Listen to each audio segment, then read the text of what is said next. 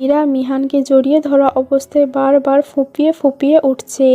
মিহান মীরাকে নিজের থেকে ছাড়িয়ে নিয়ে মীরার চোখ মুছে দিয়ে বলে, কাঁদছো কেন? আমি বকেছি?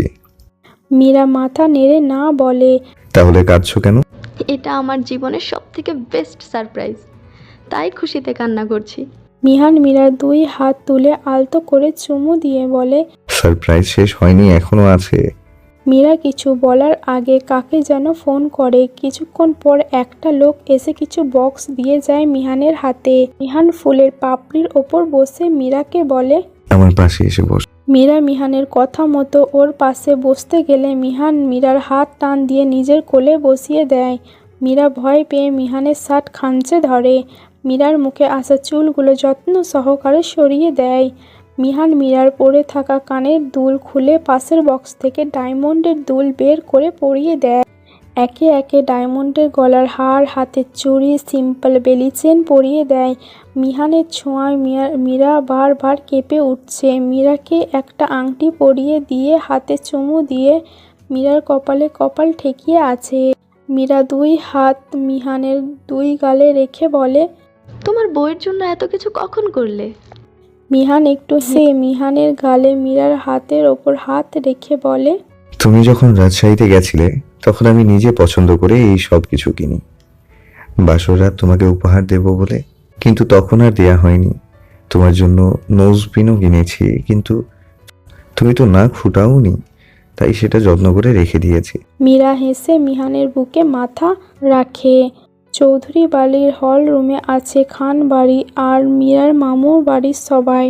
মিহানের পাপা জরুরি ফোন করে সবাইকে ডেকে এনেছে। বাড়ির বড়রা এক পাশে বসে কথা বলছে আর ছোটরা অন্য পাশে। অনেক তো কথা হলো, কিন্তু কি জন্য আমাদের এত জরুরি তলব আকাশ? মীরা মিহানের বিয়েটা তো কোনো রকমভাবেই হয়ে গেছে। আমি আর মিহানের মম চাচ্ছি ওদের বিয়েটা ধুমধাম করে দিতে। এখন তোমাদের মতামতের জন্য ডাকা। সে তো ভালো কথা, এতে আমাদের কোনো আপত্তি নেই।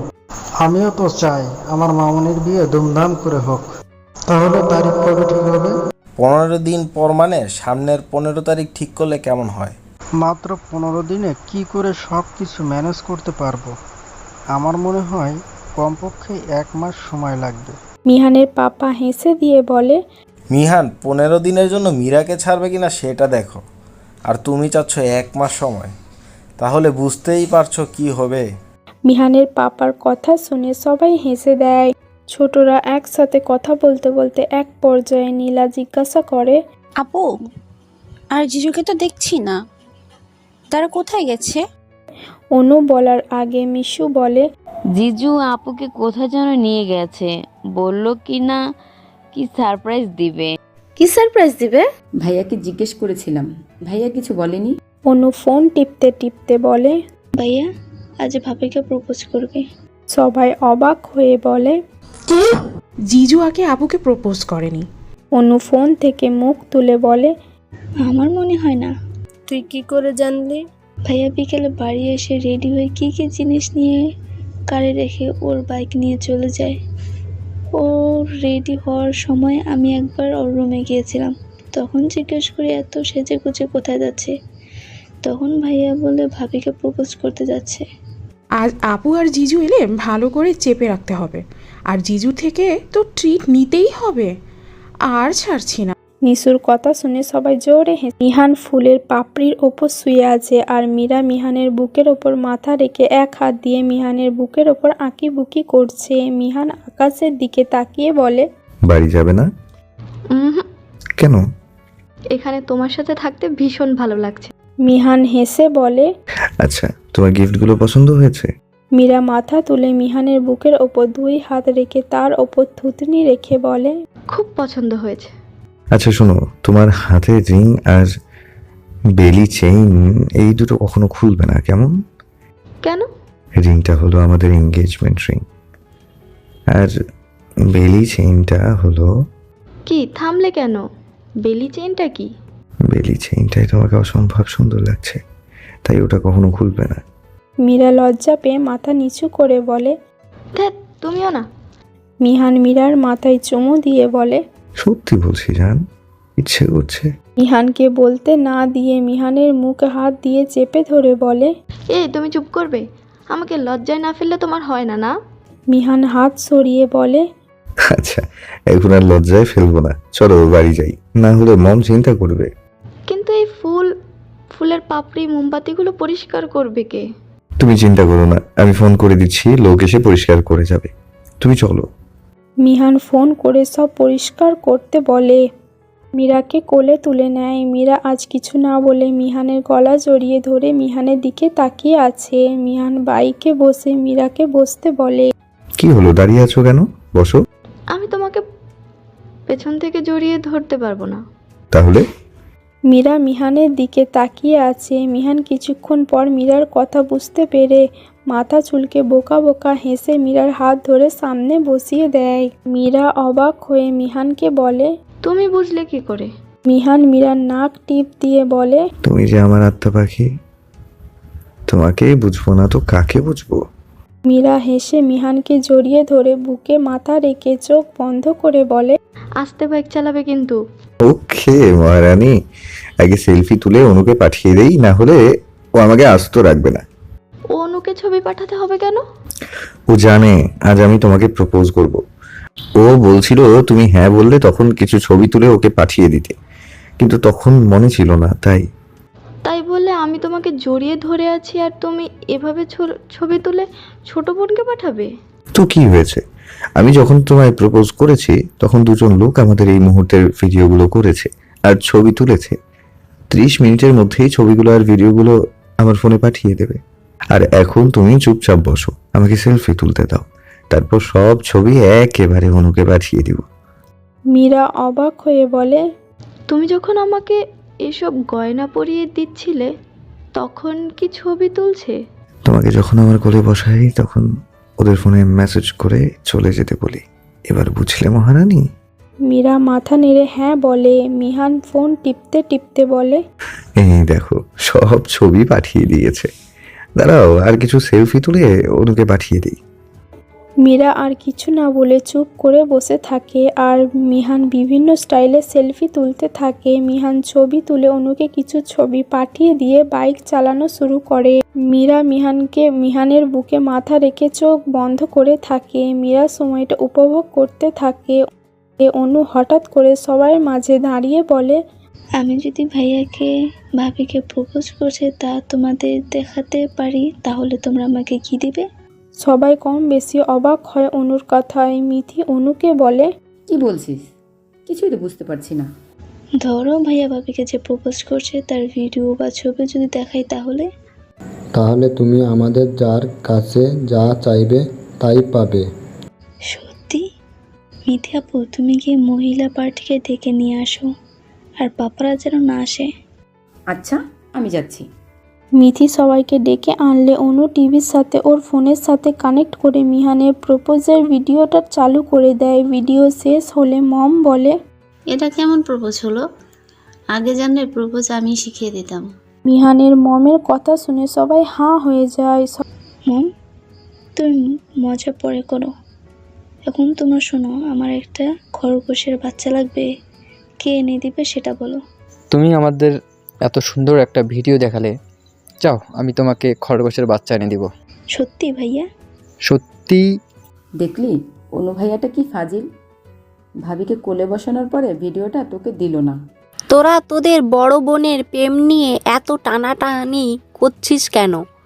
ও না তোদের বড়? মা, তুমি জানো না, বড় ভাই বোনের গোপন প্রেম উদ্ধার করার মজাই আলাদা।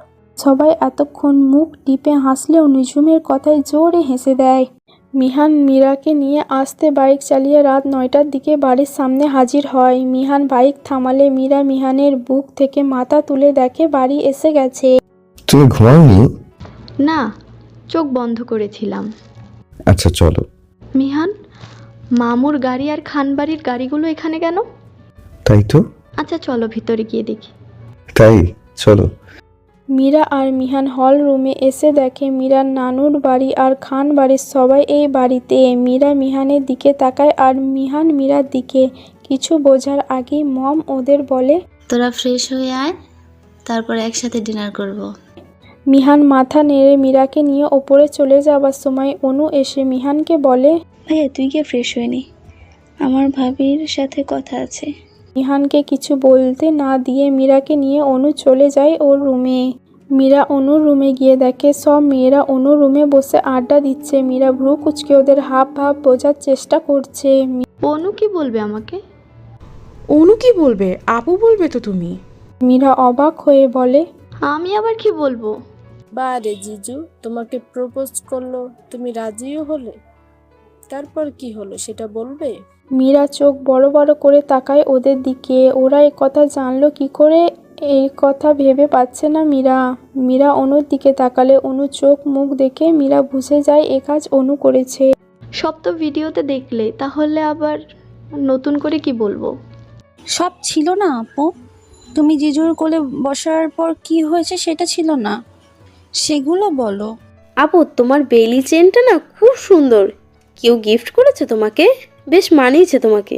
নিধির কথা শুনে সবাই মীরার পেটের দিকে তাকায়। মীরা বিড়বিড় করে বলে, কি চোখ রে বাবা, সবচেয়ে বেলি চেনটাই চোখে পড়লো।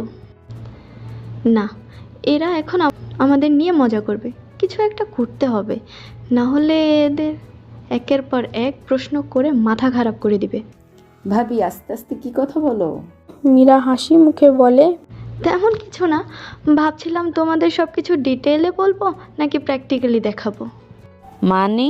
মীরা দরজার দিকে তাকিয়ে বলে, এই তো মিহান এসে গেছে, এখনই তোমাদের মানে বুঝিয়ে দিচ্ছি। মিহান, তুমি এসে সোফায় বসো। ওরা সবাই তুমি আমাকে প্রপোজ করার পর কি হয়েছে সেটা জানতে চাচ্ছে, তাই আমি ওদের প্র্যাকটিক্যালে দেখাবো। মীরার কথা শুনে সবাই চোখ বড় বড় করে মীরার দিকে তাকায়। মিহান মীরার কথা বুঝতে পেরে ঠোঁটের কোণে হাসি এনে মীরাকে কোলে তুলে নিয়ে হাঁটতে হাঁটতে বলে, জান তুমি ওদের পরে প্র্যাকটিক্যাল দেখিও, এখন তোমার সাথে আমার কথা আছে, রুমে চলো। মিহান মীরাকে নিয়ে চলে গেলে অনুরা মজা করতে না পেরে মুখ ভার করে বসে আছে। সবাই ডিনার করে হল রুমে বসলে তখন মিহানের পাপা মিহানকে বলে, মিহান, আমরা চাচ্ছি তোমার আর মীরা মামুনির বিয়েটা একটা বড় অনুষ্ঠান করতে। বিয়ে যখন হয়ে গেছে তাহলে এখন আবার অনুষ্ঠানের দরকার কি? আমার একমাত্র ছেলে তুমি, তোমার বিয়েতে আমি আমার সব শখ পূরণ করতে চাই মিহান। আচ্ছা তোমরা যা ভালো মনে করো। আর 15 দিন পর তোমাদের বিয়ের তারিখ ঠিক করা হয়েছে, ততদিন মীরা ওর বাড়িতেই থাকবে। পাপার কথা শুনে মিহান গম্ভীর হয়ে বলে, বিয়ে হয়েছে ভালো কথা, কিন্তু আমার বউ আমার সাথে থাকবে। মিহানের কথায় সবাই হেসে দেয়। মাত্র 15 দিনের ব্যাপার তো। মিহান আর কিছু না বলে ওখান থেকে উঠে চলে যায়। সবাই মিহানের যাবার দিকে তাকিয়ে থাকে। মীরা সবার দিকে তাকিয়ে বলে, আমি মিহানকে রাজি করাচ্ছি, তোমরা চিন্তা করো না। মীরা আর কারোর সাথে কথা না বলে ওখান থেকে উঠে চলে আসে। মীরা মিহানকে রুমে না পেয়ে ছাদে চলে যায়। মীরা গিয়ে দেখে মিহান দোলনায় বসে আকাশের দিকে তাকিয়ে আছে। মীরা একটু হেসে আস্তে আস্তে হেঁটে গিয়ে মিহানের কোলে বসে। চলে এলে যে? তোমাকে ছাড়া কি করে এতদিন থাকবো? তুমি যে আমার অভ্যেস হয়ে গেছো। তুমি এখন আমার বুকে মাথা না রাখলে আমার ঘুম আসে না। সেখানে 15 দিন আমি পারবো না। এই 15 দিন না তুমি আমার থেকে আলাদা থাকবে, না আমি তোমার থেকে আলাদা থাকবো। কি করো? মীরা কিছু বলবে তার আগে ছোটরা সবাই ছাদে এসে হাজির। মীরা ওদের দেখে মিহানের কোল থেকে নেমে যেতে চাইলে মিহান ওকে ভালো করে জড়িয়ে ধরে। ভাইয়া এবার তো ভাবিকে ছাড়ো। আমি আমার বউকে ধরেছি, তাতে তোর কি? আর তোরা এই সময় এখানে কেন? আমরা জানতাম না তোমরা এখানে, আমরা তো এখানে গান বাজনা করবো বলে এসেছি। জিজু, তুমি আর আপু আমাদের তো ট্রিট দিলে না, এখন না হয় তোমরা একটা গান শোনাও আমাদের। মিশু একদম ঠিক কথা বলেছে। আচ্ছা ঠিক আছে, আমরা গান গাইবো, পরে আমি তোমাদের সবাইকে ট্রিটও দিয়ে দেব। কিন্তু আমার একটা কথা আছে। আবার কি কথা? তোমরা এখানে যেভাবে বসে আছো সেভাবেই গান গাইতে হবে। কি? মিহান হেসে বলে, ঠিক আছে, আমি রাজি, গিটার দাও। শুভ মিহানের হাতে গিটার দিলে মিহান মীরাকে কোলে নিয়ে গিটার বাজাতে শুরু করে। গিটারের সুর তুলে মিহান গান গাইতে শুরু করে। तू नज़म नज़म सा मेरे होठों पे ठहर जा, मैं ख्वाब ख्वाब सा तेरी आँखों में जागू रे, तू इश्क इश्क सा मेरे रूह में आके बस जा, जिस और तेरी शहनाई उस और में भागू रे। तू नज्म नज्म सा मेरे होठों पे ठहर जा, मैं ख्वाब ख्वाब सा तेरे आँखों में जागू रे। तो इश्क इश्क सा मेरे रूह में आके बस जा, जिस और तेरी शहनाई उस और में भागू रे। हाथ थाम ले पिया, करती है वादा, अब से तू आरज़ू, तू ही है इरादा। मेरा नाम ले पिया, मैं तेरी रुबाई, तेरे ही तो पीछे पीछे बरसात आई, बरसात आई। तू इतर इतर सा मेरे सांसों में बिखर जा, मैं फकीर तेरी गुर्बत का तुझसे तो मांगू रे। तो इश्क इश्क सा मेरी रूह में आके बस जा, जिस और तेरी शहनाई उस और में भागू रे।